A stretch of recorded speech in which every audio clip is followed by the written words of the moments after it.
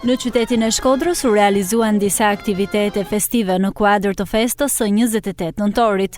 Ceremonia zyrtare e festimeve nisi me ngritjen e flamurit kombëtar në sheshin para bustit të Luiç Gurakuçit.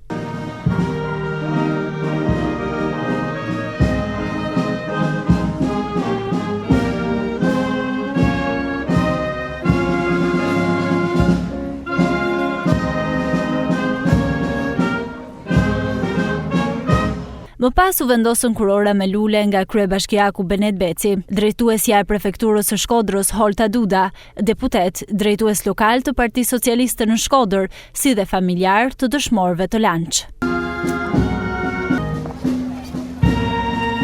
Më pas parada e pavarësisë u zhvendos në rrugët e qytetit të Shkodrës, duke krijuar një atmosferë fantastike.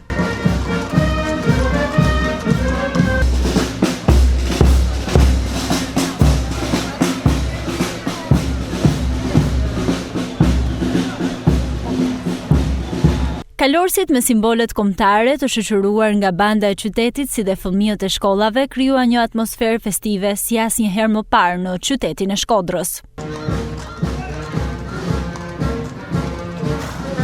Ceremonia u përmbyll me vendosjen e kurorave pranë bustit të Isa Boletinit.